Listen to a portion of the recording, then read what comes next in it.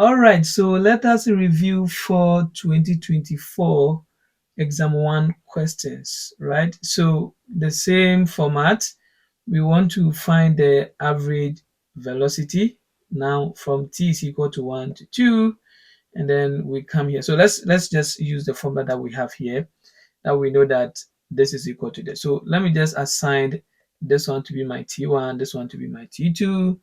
So this is kind of like the same format. So you should be able to know how to do the simplification. That's what is very important here. Divided by 2 minus 1. So I need f of 2 and then I need f of 1. So let's do that using this function given here.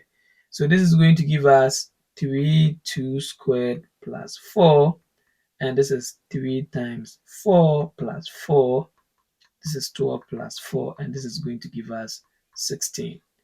Let's use the 1 squared plus 4. This is 3 times 1 plus 4, and this is going to give us 3 plus 4, and this is equal to 7.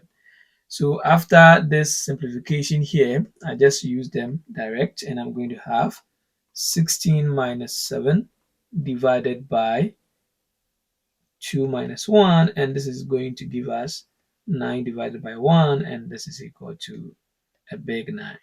Very simple here. Now let's look at this one. Now here T1 is 1 and T2 is 1 plus h. So we are going to have this one to be f of 1 plus h minus f of 1. Now f of 1 is already solved and we had 7. So we need to figure out f of 1 plus h. So using the function given to us, we are going to have 1 plus h squared plus 4. So here we need to pay attention here. So it's always advisable to solve this, get the results, and then just come and do the simplification here. So let's do that. This is the same as 3 times 1 plus h, 1 plus h plus 4. And this is going to give us 3 times. So I'm going to expand this, and I'm going to have 1 plus 2h plus h squared plus 4. So this is what I'm going to get after the expansion. This is going to give us 3 plus 6h plus 3h squared plus 4. So I multiply through by 3, and then this is going to give us 6h plus 3h squared plus 7. So now I have this, which is this, and I have f of 1, which is that. So it's quite simple for the simplification here. So I'm going to have 6h plus 3h squared plus 7 minus this is 1. So I'm going to have 1 here. Sorry, this is 7. So I'm going to have minus 7 here. Divided by, this is going to give us h. This one is going to give us h. And then the magic happens. This and this will have cancel out. So 6h plus 3h squared divided by h. And then I can factor h out and have 3h divided by h. This cancel this, and I'm going to have 6 plus 3h. Very nice. So now this is what we are going to get for B, and we are going to use the B to solve C. So for C, all we just need to do is, we are looking at when h is approaching 0, what happens. So this one is kind of the limit definition here. So this is going to give us 6 plus 3h, and I'm going to set h to 0, and this will be 6 plus 3 times 0 times 0, and this is going to give us 6. Very simple here. So of course, when you get a question like this, just relax and then just do the expansion step by step, and you're going to get everything right from here. Now this is a multiple choice, and we want to use the squeeze theorem here, because for us to find limit as x is approaching pi of f of x, then we need to look at what happens here and what happens here. If they are the same, then we see what we are going to get. So now let's do that. Limit x is approaching pi of sine x on 6, then less than or equal to limit x is approaching pi of f of x less than or equal to limit x is approaching pi x divided by 2 pi. So what did I do here? Since I have f of x here, f of x here, I just multiply through by limit as x is approaching pi here.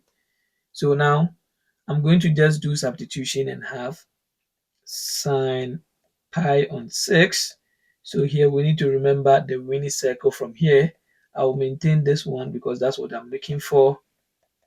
And then this is going to give us 2 pi, 2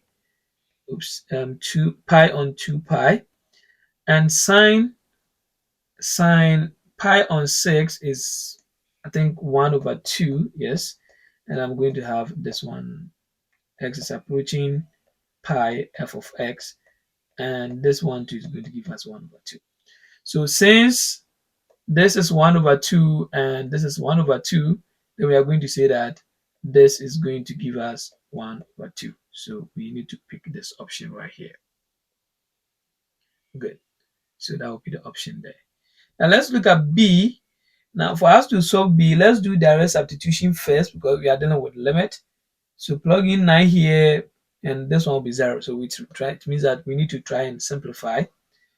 So I'm going to multiply through by 8 conjugate. So I'm going to have square root of x minus 3 divided by x minus 9. And I'm going to multiply this one by 8 conjugate. So I'm going to have square root of x plus 3, square root of x plus 3. So you see that I'm picking the one with the square root and I'm changing the sign to positive.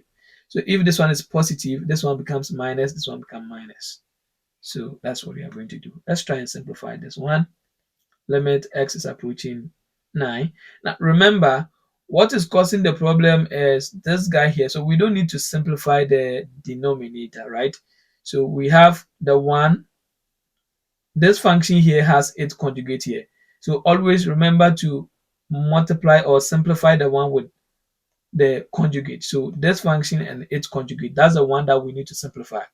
So we are going to do that and have x minus 9.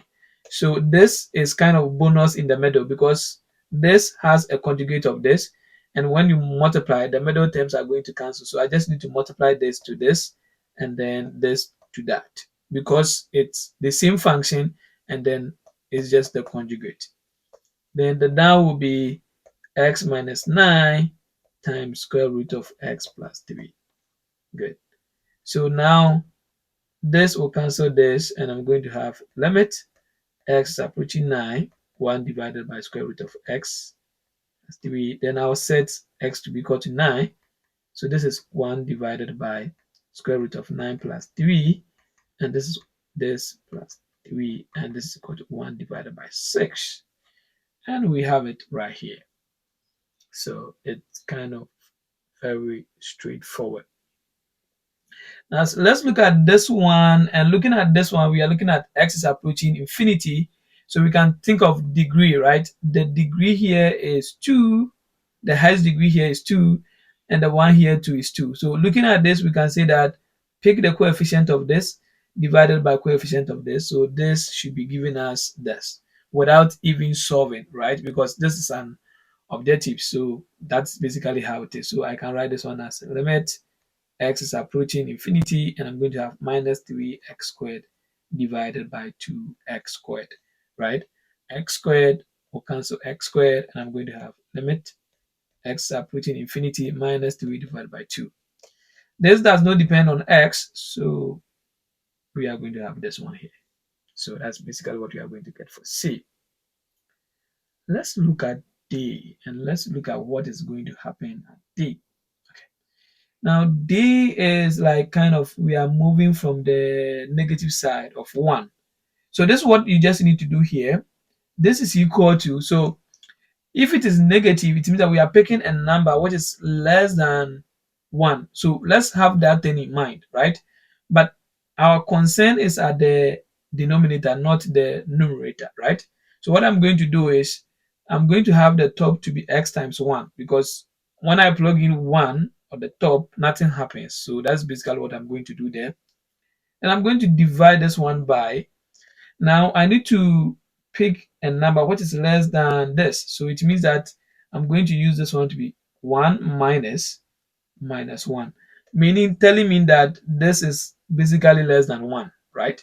So this is going to give us 2 divided by, so a number which is less than 1 minus 1 is going to be negative. So it means that this one is going to give us a 0 from the negative, and this is going to give us negative infinity. So we are going to have something like this.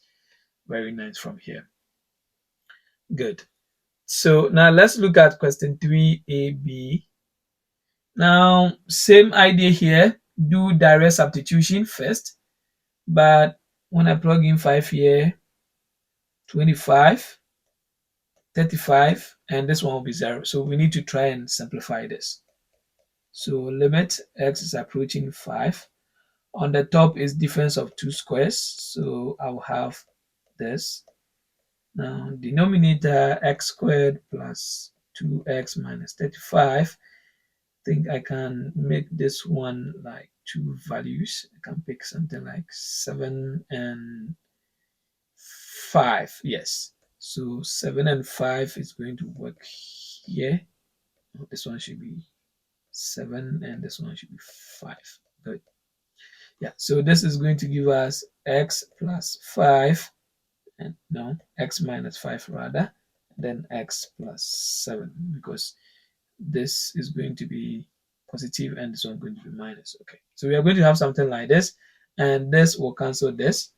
So this is going to give us x is approaching 5, x plus 5 divided by x plus 7. And now we can do direct substitution again. Set x is equal to 5, 5 plus 5 divided by 5 plus 7. And this is 10 divided by 12. Is that 12? Yes. And this should be giving us like 5 divided by 2. Wow. So that's what we are going to get for A. Now, can we do direct substitution here? Yes, of course, because this one is not even a rational function. So we can just say that this is equal to 2 times pi on 3 plus cos on pi on 3. So here, the only thing that we'll just struggle with this is what is cos pi on 3. That's basically what you need to remember here. So this is going to give us 2 over 3 pi, but cos pi on 3 is 1 over 2. So that is what we are going to get for this. Let's look at question 4, which is true or false question. So if limit as x is approaching 1 of f of s is equal to 3, then the graph of the function must have a hole at this. This is not true. Yes. Why? Because if we are assuming that when we talk about a hole, a hole means that, for example, good, this one that we did here, now this graph here is going to have a hole at x is equal to 5, right? Because we cancel this one out. So when I'm drawing the graph, I'm going to have a hole where x is equal to 5. So that's one thing that you need to remember from here. So having the limit to be 3 does not mean that we are going to have a hole at 1 and 3. No, that is not true. So this is false. Now, if limit as x is approaching infinity is equal to 3 of f of x, then the graph has a horizontal asymptote at y is equal to 3. Yes, because x is approaching infinity, so this is true. This is true because x is approaching infinity and we are getting this. Good. Now let's look at this. This is equal to minus 1. Yes, it's true. This is true. How did I see that? So limit x is approaching 0 from the negative of absolute of x divided by x. This one, without even checking the piecewise function, you can see that this x is approaching 0 from the negative. Since this one is negative, then I'm going to ignore the absolute, but I'm going to use the negative of x because this is negative. So I look at the sign here, and then when I'm changing the absolute, I used to do that. So this is going to be minus x divided by x, and limit x is approaching 0 from the negative is minus 1, and this is minus 1, which is true, right? So if this one was positive, right, then this one will be positive. So this could have been 1, and this one will be 1. So anytime you want to change absolute, look at what x is approaching, and then we used to do it, right? Good. But when the function is not having something like this here, then it's now time for you to check the left and the right before you can conclude. Let's look at this. The graph of the function, this has a vertical asymptote at x is equal to 3. Is this true? So this one, if you don't look at the function very well, you are going to jump quick and say that it is true, but it is not. It is not true. This is false. Why? Because x is equal to 3 is not a vertical asymptote. It's actually a whole. Why? Because I have f of x, I can write the top as x plus 3 and then x minus 3 divided by x minus 3. So you see that this will cancel this and the function now reduced to x plus 3. So x is equal to 3 is a whole, not a vertical asymptote. So here you need to pay attention to this to just say it is true, but it is false. Now let's look at question 5, which is graph sketching. And for me, I love this, guys. So they are the ones that I plot first. So I'm going to plot, let me just say that this is 1, 2, 3, 4, 5, 6, 2, 1, minus 1, minus 2, minus 3, minus 4, minus 5, and minus 6. This is 1, 2, 3, and this is 4. Minus 1, minus 2, minus 3, and then minus 4. So let me try and plot the easiest one. Minus 2 is 1. So minus 2 is 1. I'm going to have it here. And then done. So I just take it so that I will know the functions left. Then 1 is 3. So I'm also going to have it somewhere here. I'm done with this. Then I will look for the one that x is approaching a finite value and look for the x value. So I have 1, 1, I have 2. So my x values here is x is equal to 1 and x is equal to minus 2. So if I'm dealing with x is equal to 1, then I have negative side and positive side. So 1 is here, and on the negative side, I'm going to have 3. So 3 is here. This 1 here, on the negative side, I'm going to have 3. So I'm going to have some small tail here, right? I'm going to have some small tail here showing me that I'm going to the left, and then I'm done with this. Now on the right, I'm having it to be negative infinity. So since this one is giving us infinity, it means that x is equal to 1 is a vertical asymptote. So now this tells us that this is a vertical asymptote. So let's have something like a vertical asymptote here, right? That's when x is equal to 1 because of giving us infinity. So from the positive side, we are getting it to be negative infinity. We will come there. Because it's infinity, let's just pause there. We will come there. Now let's look at this. F of x is approaching 2. Negative 2 is minus 3. So as I said, anytime the function is not showing us left and right and is equal to this, then it means that the left of x is approaching minus 2 of f of x is also the same as limit x is approaching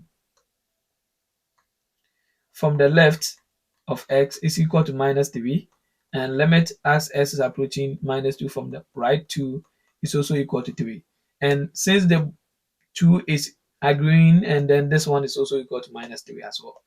So without even saying that the left is minus 3, the right is minus 3, because of this, I know that the left and the right are also minus 3.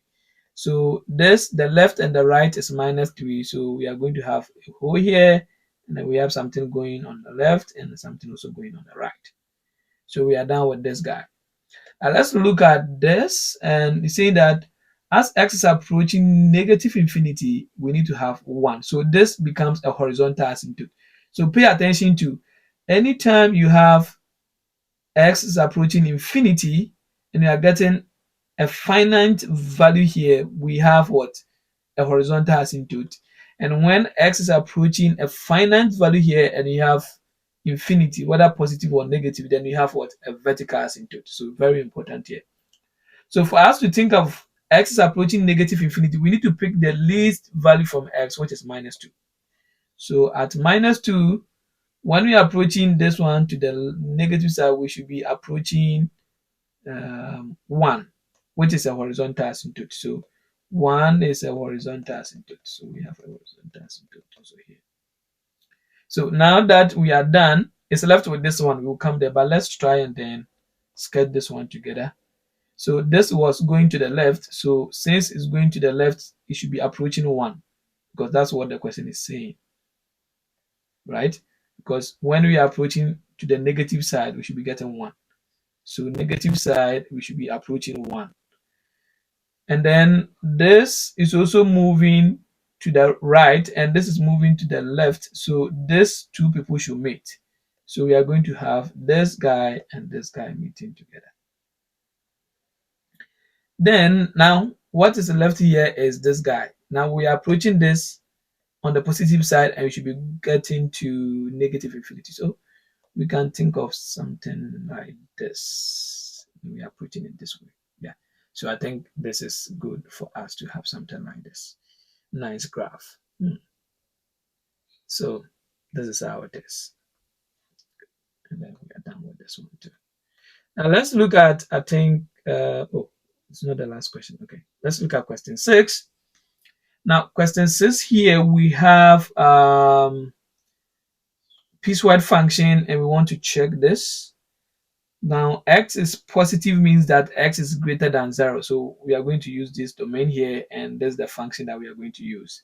So this is the same as limit x is approaching 0 from the positive, and we are going to have 3x plus 1, because this is greater than 0, and we have this one. We are going to set x to be equal to 0, and we are going to have 3 times 0 plus 1, and this is going to give us 1. Now let's look at the next one. From the negative side, limit x is approaching 0 from the negative side. Which function should we use? Negative side means that x is less than 0, so we are going to use this function here, which is 1 plus x squared. Set s is equal to 0 and have 1 plus 0 squared, which is 1 plus 0, and this is 1. So conclude. Let's just do the conclusion here. Limit x is approaching 0 of f of x will be equal to 1, because limit as x is approaching 0 from the left of f of x is the same as limit as x is approaching 0 from the right, and it's also equal to 1. So because these are the same, this will give us 1. So if they are not the same, then it does not exist from there. Let's look at question 7. So as I said, most of the time, sketching the graph, right? We giving you the information and sketching the graph, it's kind of sometimes hard. But when they give you the graph and you are picking out the information, you should be able to get everything right? So that's basically how it is. So I love trying to have some lines in the graph so that I will know what I'm looking for, right? So all the point, I have my lines there. So now let's look at when x is approaching negative infinity. So x is approaching negative infinity, we need to be thinking about this side, right?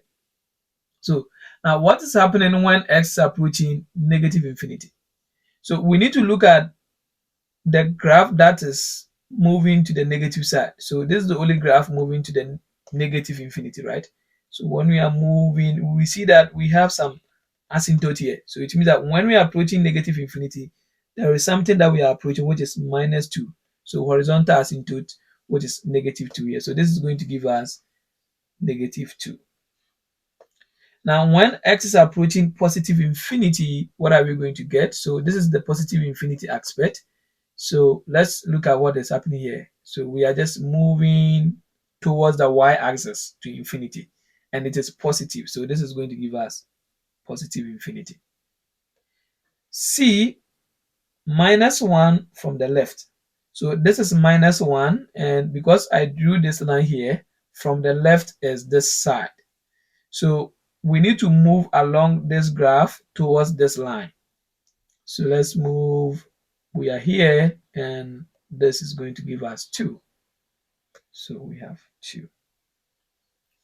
-1 from the positive side. So this is the positive side. So we need to look for the graph on the positive side, which is this, and we need to move this to this side, and we are on the y-axis. So here is when y is equal to 0. So we are going to have it to be, is it 0? Let me see. From the positive side of -1. Oh, okay, yeah. So we are moving, and this is 0. Yeah. So this is going to give us 0 here. Now let's look at when we are approaching. Let's look at when we are approaching. Let me see. When we are approaching -1. So for us to approach -1, we need to confirm with left side and positive side. This is 2, this is 0. So we are going to say that this does not exist because they are not the same. Now let's look at limit as x is approaching 1. So for us to confirm on this, we need to look for the left and the right. If they are the same, then we just put it there. So this is 1. Which one is the left? The left is here, and then the right is also here. They are all converging at this point. So when we come to the y-axis, we are going to have it to be -3. So that's going to give us -3 because on the left is here, and then on the right is also here. So they are giving us -3. So that's what we are going to get from here. Now the last question is, suppose that we have this limit to be equal to 5, then what is f of limit as x is approaching -2 of this? So that's basically, we are going to expand this and have limit x is approaching -2 of f of x plus limit x is approaching -2 of x squared and is equal to 5, right? So I just expand the limit with this and that, and it's equal to 5. Now this is what we are looking for. This one should be -2. This is what we are looking for, right? So now let's try and evaluate this. Limit x is approaching -2 f of x plus, I plug in -2 and have -2 squared is equal to 5, and limit x approaching -2 of f of x is equal to 5, or let me say this is going to be plus 4 is equal to 5. And finally, limit as s approaching -2 of f of x is equal to 5 minus 1, no, 5 minus 4, and this is going to give us a big 1 from here. So that's what we are going to get from this. So this is the end of the video, and I wish you all the best in your FX exams, and see you in the next video soon as well.